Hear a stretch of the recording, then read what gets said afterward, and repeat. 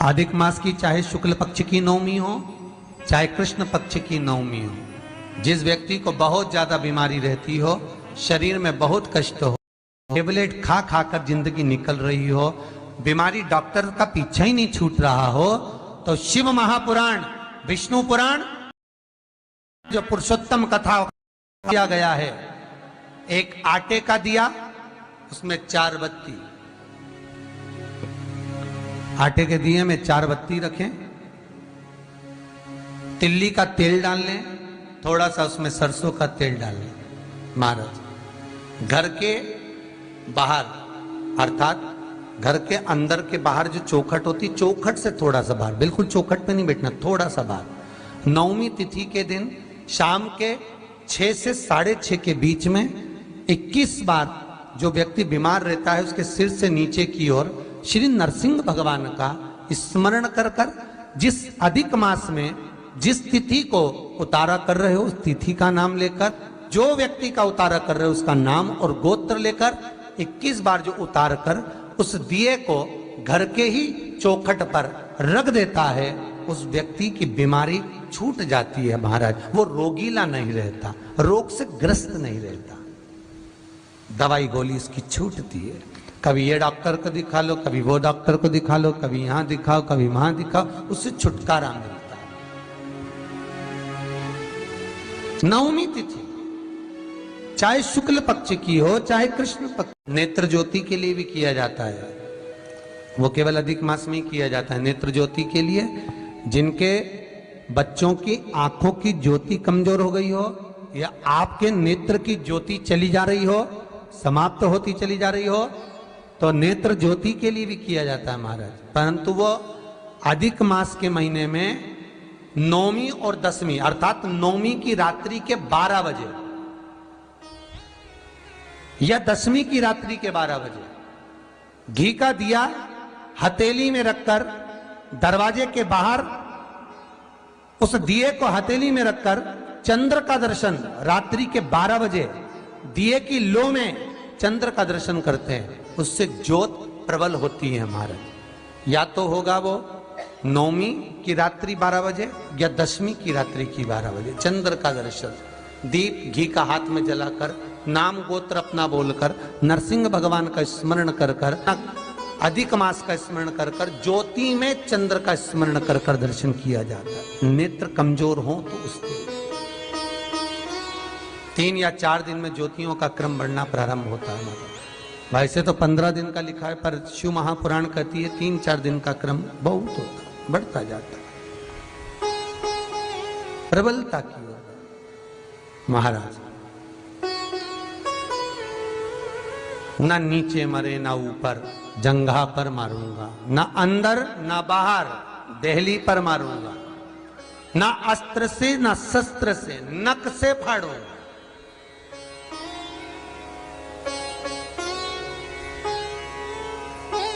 नख से। हिंदू धर्म में शास्त्र प्रमाणित कहता है महाराज, तुलसी का दल, बेलपत्र, दुर्वा, शमी का पत्र अगर नख से तोड़ दिया जाए तो भगवान को समर्पित नहीं होता। बहुत ध्यान देना, पुरुषोत्तम मास की कथा सुन रहे हो आप, अधिक मास की कथा। भगवान नरसिंह ने हिरण्यकशिपु को नख से फाड़ा था, नख से। वैसे तो शास्त्र प्रमाण कहता है, विष्णु पुराण में तो ये लिखा हुआ है कि अधिक मास के महीने में नख से काटी हुई कोई अगर फूल की पत्ती भी है और उसको नख से काट दिया गया है तो वो समर्पित नहीं होगी। तुलसी का दल नख से काट दिया गया है, वो समर्पित नहीं होगा। दुर्वा नख से तोड़ दी गई है, समर्पित नहीं होगी। शमी पत्र नख से तोड़ दिया है, समर्पित नहीं होगा। पुष्प नख से तोड़ दिया है, समर्पित नहीं होगा। भगवान को समर्पित नहीं हो सकता। अश्विन अधिक मास हो चाहे कोई सा भी अधिक मास हो, विष्णु पुराण कहती है। पर शिव महापुराण तो यहां तक कहती है कि कोई से भी महीने में, कोई सी भी घड़ी में, कोई से भी पल में अगर आपने नख से कोई सामग्री तोड़कर भगवान को समर्पित करी है, भगवान उसको स्वीकार नहीं करता, स्वीकार नहीं करेगा।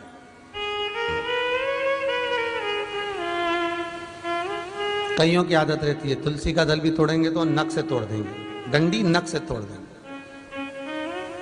बेलपत्री की डंडी नख से तोड़ देंगे, नहीं, स्वीकार नहीं करेगा। ना नीचे मरे ना ऊपर, ना अंदर मरे ना बाहर, ना अस्त्र से न शस्त्र से, नख से आड़ा, ना दिन में ना रात में, शाम का समय,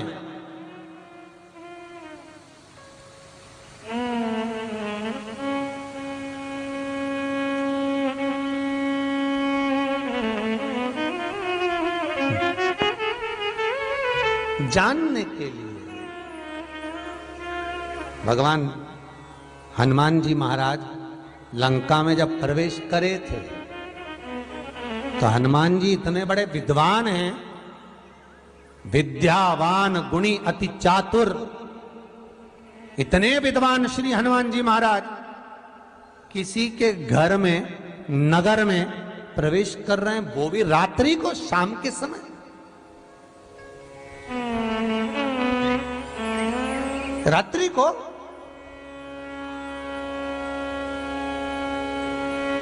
तो कोई पूछे कि हनुमान जी महाराज इतने विद्वान विद्यावान गुणी अति चातुर, राम काज करिबे को आतुर, तो भगवान के चरणार विंद का अनुमोदन करने वाले श्री हनुमान जी हैं, जो विद्या के निपुण हैं, विद्या में प्रबल हैं, विद्या के आनंद सुख को जानने वाले हैं। उनको सूर्य नारायण भगवान ने कितना ज्ञान दिया होगा कि रात्रि के समय, शाम के समय किसी के घर की देहली पर, दरवाजे पर नहीं जाना चाहिए। फिर हनुमान लंका में क्यों गए?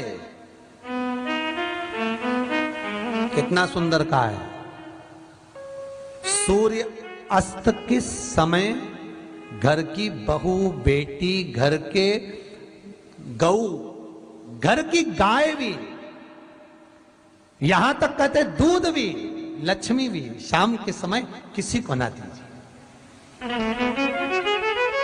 बहू बेटी भी किसी के यहां शाम के समय ना जाए। हमारे घर की लक्ष्मी हमारे घर में रहे। संध्या का समय ऐसा होता है, शाम का समय, कि गाय भी चरकर घर की ओर रहती है, गौएं भी अपना ठिकाना पाती हैं, पशु पक्षी। पर एक आज का फैशन ऐसा हो गया राम, ये बेटियां, ये बहुएं अपनी सहेली को फोन लगा कर कहती हैं कितनी बजे चलेगी? 5:30 तक चलते हैं शाम के समय। आओ ठीक है, शाम के समय घर छोड़कर रुपया खर्च करने के लिए जा रही। या शास्त्र कह रहा है शाम के समय तो भिक्षुक भी अगर मांगने आए तो ना दिया जाए दहली पर।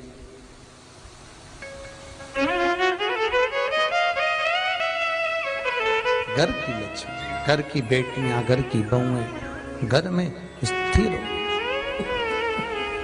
घर में स्थिर।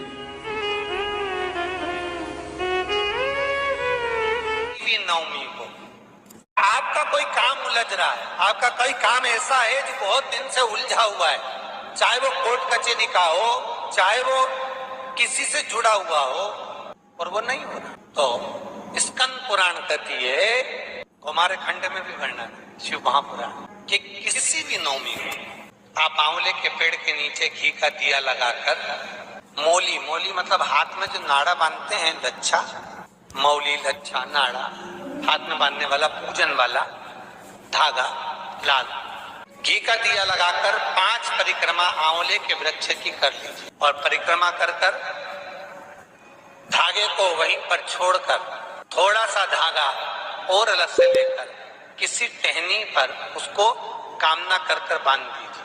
महाराज 10वीं तिथि को, नवमी को तो ये करोगे, 10वीं को वापिस जाकर आंवले के पेड़ के नीचे घी का दिया लगाइए, और जो धागे की आपने टहनी पर जो धागा बांधा है उसको खोल कर लिए, अपने हाथ पर बांधकर उसी धागे को पहनकर अपने काम के लिए निकल जाइए, आपको सफलता प्राप्त हो जाएगी। स्कंद पुराण में आंवले के वृक्ष का बड़ा महत्व है।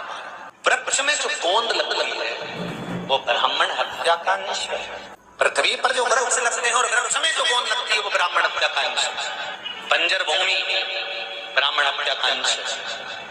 इसलिए हमारे यहाँ शास्त्र कहता है तुम्हारे बहू का अगर जापा होए, बहू की डिलीवरी होए, बहू को संतान होए तो खूब घी में गोंद तल तल कर खिलाओ। और जन्माष्टमी रामनवमी पर भगवान का प्रसाद तैयार करो तो उसमें गोंद मत डालना, क्योंकि उसमें ब्राह्मण हत्या का अंश रहता है। भगवान के प्रसाद में गोंद नहीं आना चाहिए। मेरी जीजियों,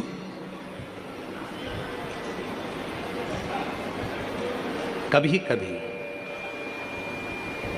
जिस व्यक्ति के शरीर का ताप नहीं उतर रहा, ताप मतलब बुखार, बुखार उतर ही नहीं रहा, डॉक्टर अपना काम कर रहे हैं, उनको करने दो, क्योंकि डॉक्टर शिव का रूप है। डॉक्टर दवाइयां दे रहे हैं, देने दो, डॉक्टर शंकर का रूप है। वो जांच का बोले जांच कराओ, दवाई का बोले दवाई खाओ, सब कुछ करो। उसके बाद भी अगर आधी रात को कोई डॉक्टर नहीं मिल रहा है और बहुत तेज बुखार शरीर में चढ़ गया है, बहुत तेज बुखार चढ़ गया, बहुत तेज। महाराज, एक यदि बहुत तेज बुखार चढ़ गया है और उतर ही नहीं रहा और उस समय पर कोई अपने दवाई भी दे दी, सब कुछ कर लिया, पर फिर भी वो बुखार उतरने को तैयार नहीं, तो अपने ही घर में जो भी शंकर का शिवलिंग हो, जो भी शिवलिंग, उसको तुरंत एक पात्र में रख लीजिए और हाथ में 2 कटोरी में या 2 पात्र में जल ले लीजिए और भगवान शंकर का नटराज रूप का दर्शन करिए। अपनी बुद्धि में नटराज भगवान का स्मरण करो कि जो चारों तरफ नटराज जी के अग्नि है, चारों तरफ। आप लोगों ने नटराज मूर्ति का दर्शन करा है कि नहीं करा? किस किस ने करा है जरा बोलो? सबने करा है ना? नटराज भगवान के नत्य की मूर्ति में चारों तरफ अग्नि का गोला है, चारों तरफ। नटराज भगवान का, नटकेश्वर महादेव का स्मरण कर कर दोनों कटोरी में जो जल है या पात्र में जल है, उसको धीरे धीरे शंकर भगवान पर, नटराज भगवान के चारों तरफ जो ज्वाला है, अग्नि है, उसका स्मरण कर कर चढ़ा दीजिए। शिवलिंग को उठाकर वापिस अपनी जगह पर रख दीजिए। जो कटोरी में जल इकट्ठा हुआ है प्लेट में, उसमें एक वस्त्र गीला कर लो और उसी वस्त्र को गीला करने के बाद एक चावल का दाना उस पात्र में डालकर रख दो जिसमें पानी था। उस वस्त्र को गीला कर कर उस बच्चे के पूरे शरीर पर 3 बार, या जिसको भी बुखार हो, महिला पुरुष, उसके शरीर को 3 बार, आधे घंटे के अंदर 3 बार उसको धीरे धीरे धीरे धीरे नटराज भगवान का स्मरण कर कर, नटकेश्वर महादेव का स्मरण कर कर उसको पोंछ दीजिए। 7 से 8 मिनट के अंदर उसका बुखार पूरा उतरना प्रारंभ हो जाता है। वो ज्वाला अपने आप धीरे धीरे शांत होने लगती है। अपने दवाइयाँ जरूर लेना, डॉक्टर को जरूर दिखाना, क्योंकि डॉक्टर शिव का रूप है, पर उसके साथ में नटकेश्वर महादेव का स्मरण भी कर। आइए, पास में भी ज्योति के रूप में। इसलिए जब तुम संपूर्ण तरह से हार जाओ, लगे अब कुछ भी नहीं अपने पास में, एकदम खाली हो गए, कुछ भी नहीं बचा, तब बेलपत्र के वृक्ष के नीचे शंकर जी के मंदिर के सम्मुख में 2 दीप लगाना प्रारंभ कर दीजिए। एक लंबी बाती का दीप, एक गोल बाती का दीप, एक शक्ति का, एक शिव का। दोनों दीप घी के दोनों सामने रखो, बाबा को प्रार्थना करो। शिव मंदिर में लगाने के बाद फिर बेलपत्री के वृक्ष के नीचे जाओ। उस बेलपत्री के वृक्ष के नीचे जाना जिसकी छांव तुम्हारे ऊपर पड़े। पौधा नहीं, पौधे की छांव नहीं आ पाती अपने ऊपर, पौधा छोटा सा रहता है तो उसकी छांव नहीं आती। बेलपत्र के वृक्ष की छांव में बैठकर 2 दीप लगाओ जिसकी छांव है। 2 महीना नियम ले लो। शाम के समय पर दिन भर मेहनत करूंगा, परिश्रम करूंगा, अपने व्यापार को बढ़ाऊंगा, कर्म करूंगा, मेहनत करूंगा, और शाम को प्रदोष काल में मेरे घर का कोई भी व्यक्ति जाएगा, शिव मंदिर में 2 दीप और बेलपत्र के वृक्ष के नीचे 2 दीप लगाएगा। 2 महीना इंतजार करना, मेरा बाबा हाथ पकड़कर तुम्हें ऐसा दौड़ाएगा कि शिव अपने आप करुणा करने लगेगा। और मेरी जीजियों, मेरे जीजाओं, मेरी बेटियों, बेटाओं, मेरे बुजुर्ग माँ बाप, याद रखना, बेटा अगर गलत संगत में जा रहा है, पति गलत संगत में जा रहा है, बेटियां अगर कहीं गलत संगत में जा रही हैं, परिवार गलत लाइन पर जा रहा है, अगर इन सबको तुम्हें सतमार्ग की ओर लेकर जाना है, सही मार्ग की ओर लेकर जाना है, तो अपने घर से एक लोटा जल ले जाकर शिव को चढ़ाना प्रारंभ करो।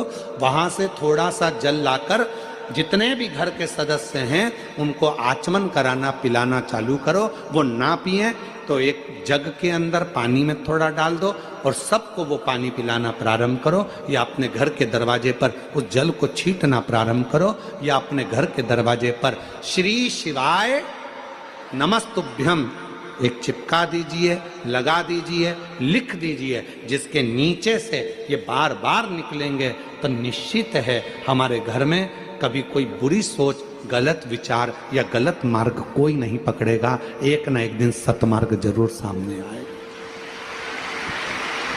एक ना एक दिन सतमार्ग आएगा। बस थोड़ा सा प्रयास, थोड़ा सा बल। शंकर भगवान का एक लोटा जल सारी समस्या का हल। एक पत्र है, अच्छा है, ऐसा नीला कलर का पुष्प होता है, देखो छोटा है थोड़ा हमारे हाथ में, ये फूल का बेटा है, ठीक है, पूरा फूल नहीं है, ठीक है, फूल का बेटा है ये छोटा सा। अच्छा दिख रहा है, काय आस्था वालों दिखाओ तो सही, दिखाओ जरा बाजू में, और थोड़ा सा पास कर दो तो सबको नजर आ जाएगा, ठीक गया। शंख पुष्पी, अपारिजात भी बोला जाता है इसको, ठीक है। हर हर विराजो विराजो। तो एक पुष्प अपन कहते हैं, हमारे भगवान देवादिदेव महादेव को, भगवान शंकर को बड़ा प्रिय है ये पुष्प।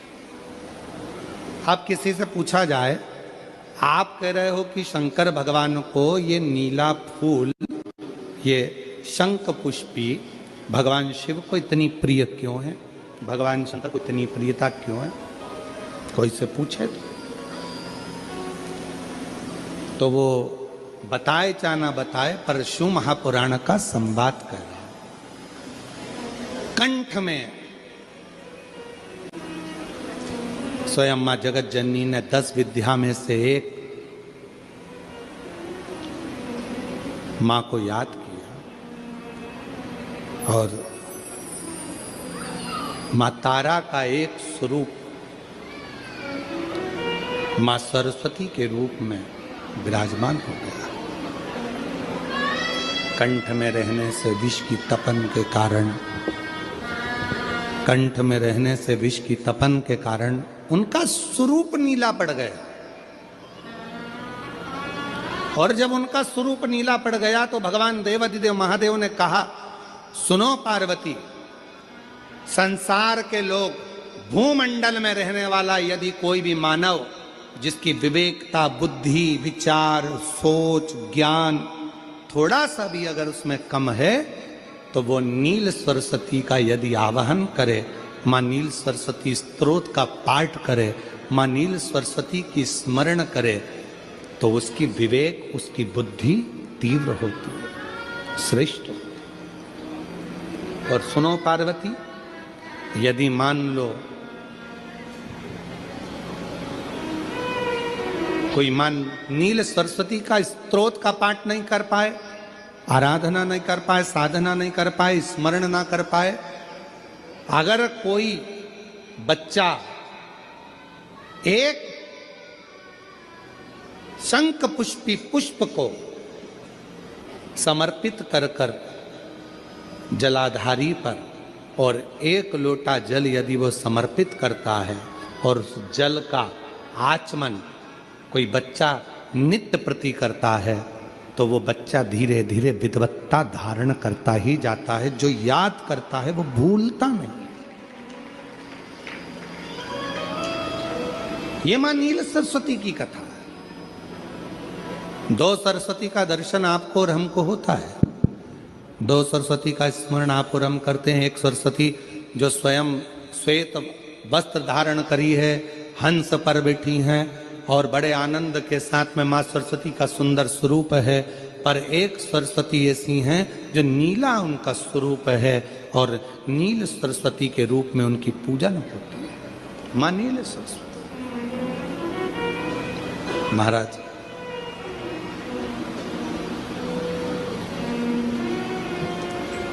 जैसे कोई कोई बच्चे ऐसे होते हैं कि जन्म लेने के बाद में उनकी राल टपकती रहती है, विद्वान नहीं हो पाते, पलंग पर पड़े रहते हैं, पांव हाथ काम नहीं करते हैं और डॉक्टरों का इलाज चलता रहता है, पर वो बच्चों की मुख से राल टपकती रहती है, विद्वत्ता नहीं रहती, माइंड थोड़ा सा कमज़ोर होता है और शरीर भी उनका थोड़ा शिथिल रहता है। शरीर तो कई लोग कह देते हैं कि ये बच्चा थोड़ा जल्दी जन्म ले लिया इसलिए ऐसा हो गया, प्रीमेच्योर हो गया, ऐसा हो गया, वैसा हो गया। दवाइयाँ भी चलती हैं, इलाज भी चलता है, पर उसका कोई लाभ नहीं मिल पाता और वो बच्चा पलंग पर पड़ा रहता है, राल टपकती रहती है, बुद्धि काम नहीं करती। छोटे छोटे भले वो 20 साल का हो गया पर 8-10 साल के बच्चों जैसी उसमें विवेकता होती है, बुद्धि होती है। मेरा निवेदन है उन माताओं से, थोड़ी मेहनत आपको करना पड़ेगी उस बच्चे के लिए। अष्टमी, नवमी और चतुर्दशी 3 तिथियां पकड़ कर रखना। कौन कौन सी? जम के बोलो। अष्टमी, नवमी, चतुर्दशी। ये 3 तिथियां ऐसी हैं, चतुर्दशी अमावस्या की भी और चतुर्दशी पूर्णिमा की। अष्टमी नवमी अमावस्या की भी और अष्टमी नवमी पूर्णिमा की। ये वो तिथियां हैं जिन तिथियों में मां नील सरस्वती का स्तोत्र का पाठ कर कर एक शंख पुष्पी पुष्प, एक अपारिजात का पुष्प जलाधारी पर रखकर 7 बार अगर जल का पात्र से जल चढ़ाया जाए और उसी जल को कटोरी में झेल लिया जाए, उस जल को 3 दिन तक लगातार यदि सुबह दोपहर शाम रोज उस बच्चे को देना चालू करिए, उसके हाथ पैर भी काम करना प्रारंभ करेंगे, उसकी बुद्धि भी काम करना प्रारंभ करेगी। जो वो पलंग पर पड़े पड़े राल टपकाता रहता है, उसको लोग कहते हैं कि 18 साल का हो गया और दिमाग केवल 10 साल का है, 5 साल का है, उसमें धीरे धीरे बुद्धि प्रबल होना प्रारंभ हो जाएगी और वो भी एक दिन कार्य करना प्रारंभ कर देगा। जिसको प्रीमेच्योर बच्चे भी कहते हैं। लोग कहते हैं ये बच्चा जल्दी हो गया था, ये बच्चा बीमार पड़ गया था, बचपन में इसको कोई इंजेक्शन ऐसा लग गया था, बचपन में ऐसा हो गया था, बचपन में वैसा हो गया था, गर्भाशय का जल उसके मुख में चले गया था, तो ये बच्चे की ऐसी गति हो रही है। उस बच्चे के लिए अगर आपके आसपास के क्षेत्र में भी कोई बच्चा ऐसा है तो उसको माँ नील सरस्वती का स्मरण जरूर कराएं। और अगर आप लोगों के पास में माँ नील सरस्वती का स्तोत्र का पाठ ना मिले तो प्रयास करिएगा, मोबाइल पर सर्च कर कर माँ नील सरस्वती का स्तोत्र भी निकाल सकते हो। बाजार में से गीता प्रेस गोरखपुर की किताब में भी ला सकते हो, पढ़ भी सकते हो, घर में उसका स्तोत्र का पाठ भी कर सकते हो। माँ नील सरस्वती स्तोत्र का स्मरण करें और बड़े भाव के साथ करें। स्मरण स्मरण। और कोई कोई माताएं कह देती हैं, कोई बच्चा कह देता है मम्मी मुझे याद नहीं होता, याद करता हूँ परीक्षा हॉल में जाकर भूल जाता हूँ, मैं कुछ पढ़ता हूँ बाद में जाके भूल जाता हूँ, स्मरण में नहीं रहता। तो उनसे भी निवेदन है, आप माँ नील पाठ नहीं पढ़ सकते, स्तोत्र नहीं कर सकते, संस्कृत में नहीं पढ़ सकते, तो माँ नील सरस्वती के नाम से अष्टमी, नवमी और चतुर्दशी के दिन एक शंख पुष्पी पुष्प को, नीला कलर का जो फूल होता है बेल में लगा होता है, जो शिव जी को अति प्रिय होता है, उस पुष्प को आप जलाधारी पर रख दीजिए। जलाधारी जानते हो ना सब लोग? शिवलिंग पर नहीं, जलाधारी पर रख दीजिए और जल चढ़ाना 7 बार प्रारंभ करिए। बाबा देव अधिदेव महादेव आपको याददाश्तता में प्रवर करेगा। परीक्षा हॉल में जितना तुम याद कर कर गए हो, अच्छी मेहनत कर कर गए हो, तो भूलोगे नहीं। तुम्हारी बुद्धि तीव्र होती चली जाएगी, प्रबल होती चली।